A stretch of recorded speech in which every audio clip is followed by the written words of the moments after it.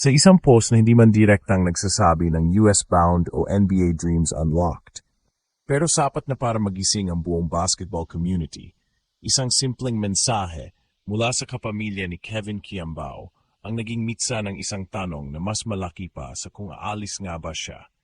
Ito na ba ang simula ng bagong pag-angat ng isang Pinoy patungong NBA?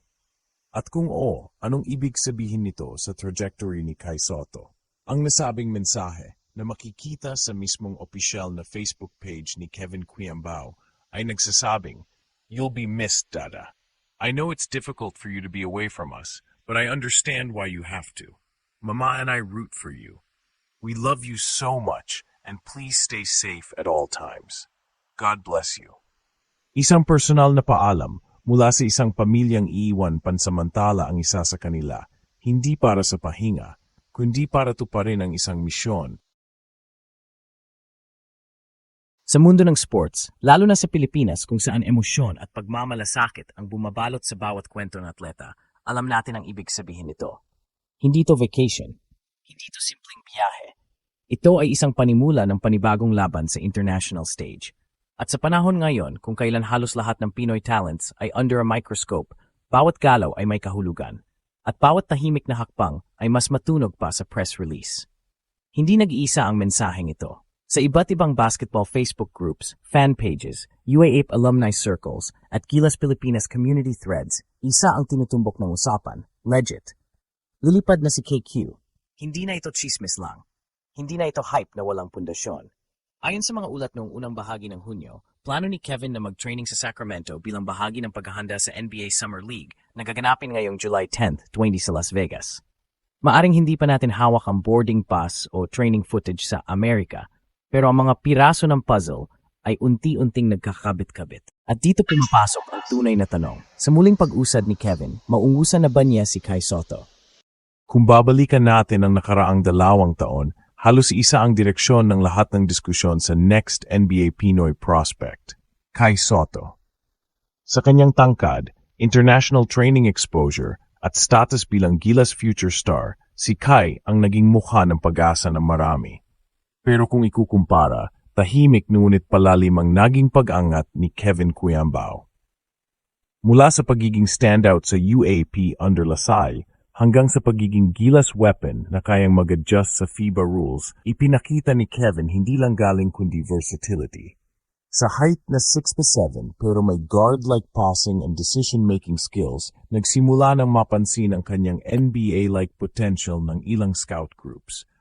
Pero walang NBA agent na hype. Walang press con. Tahimik ang kampo. Kaya sa tuwing may galaw tulad isang pamilyang nagpapahiwatig ng pag-alis, isang community na niniwalang pupunta siya sa US, mas malalim ang impact.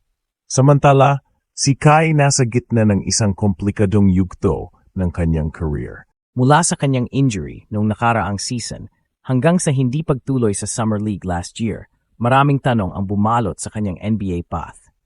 Totoong may injury recovery plan, totoo rin na bumalik siya sa Gilas program at nagparamdam muli.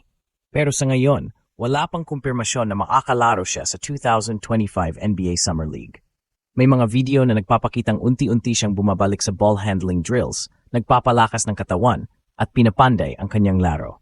Habang lumilipas ang oras, baka may ibang Pinoy na mauna. At mukhang ito na yon. Kevin is moving, Kai is recovering, hindi ito kompetisyon ng karakter. Parehong may dedikasyon ng dalawang ito. Pero sa mundo ng NBA, lalo na kung international talent ka, visibility beats potential. At sa dami ng slots sa Summer League na napupuno ng mga hungry 19 to 23-year-olds mula Europa, G-League at NCAA, mas lamang ang aktibo. Kaya habang si Kevin ay posibleng papasok sa environment kung saan may scouts, coaches, at potential NBA call-ups, si Kai ay kailangang habulin muli ang narrative. Pwede bang mangyari na sabay silang pumutok? Oo, pero hindi yan madalas sa sistemang NBA. Marami nang naunang Asian prospects na isa lang ang tunay na nabibigyan ng tuloy-tuloy na exposure. Sa isang limited na scout pool, unang makakita ng opportunity, mas malaking chance mapansin. At kung si Kevin nga ang unang makapaglaro sa Summer League court ngayong Hulyo, mapapalitan ang narrative. Kevin was ready. Kai is still getting there. Hindi ito tungkol sa pag-iwan kay Kai. Ito ay tungkol sa momentum. Sa NBA, time is currency. Kung sino ang may teaming, may pinto. At kung totoong ang nasa Amerika na si Kevin or paalis na sa loob ng linggong ito, mauna na siya sa eksena. At para sa mga NBA executives, minsan isang game lang ang kailangan. Isang breakout play, isang smart rotation, isang hustle rebound, at pwede na silang matawag for a G League contract or even a two-way deal. Kaya ang galaw ni Kevin ay hindi lamang simpleng tryout. Isa itong possible breakthrough. Sa mas malalim na pananaw, ito rin ay usapin ng system. Si Kai ay produkto ng hype na minsan ay hindi nasustentuhan ng tamang exposure o handling. Si Kevin ay produkto ng grassroots, local league pressure, at FIBA development. Ngayon, kung totoong ang siya ang unang tatapak muli sa US court, posibleng siya rin ang unang magsusugal sa sarili niyang pangalan, kahit walang media noise, kahit walang sponsorship push. At kung mauna siya sa success, hindi na ito magiging tanong lang ng skill, kundi ng credibility. Ang tanong, handa ba ang basketball ecosystem ng Pilipinas na tanggapin na baka hindi si Kai ang maunang pumutok sa NBA? Sa totoo lang, masakit yan sa ilan.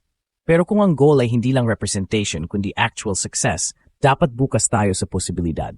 Kung si Kevin ang mas ready ngayon, dapat siya ang tulungan, itulak at iangat. Dahil kung sakaling makapasok siya sa NBA track, hindi lang siya ang panalo, buong Pilipinas din.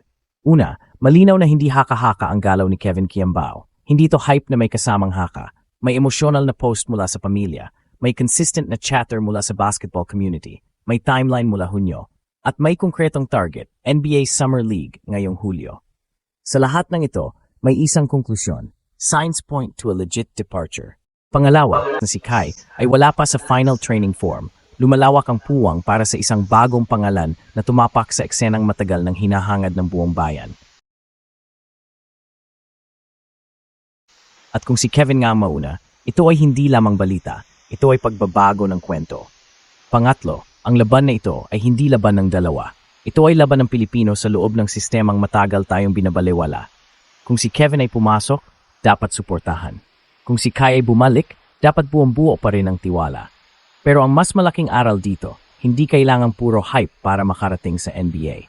Minsan, tahimik kang alis. Pero pagdating mo doon, ikaw ang magiging lindol. At panghuli, habang wala pang official announcement mula sa NBA team rosters, habang wala pang footage ng training sa US, patuloy tayong magbabantay. Pero sa puntong ito, dapat na tayong maging handa. Kung si Kevin Kiambao ang unang sumalang sa NBA Summer League, handa ka bang tanggapin na may bagong unang Pinoy na ginulat ang mundo? Ito ang ginulat ang mundo, kung saan bawat galaw ng Pinoy naging lindo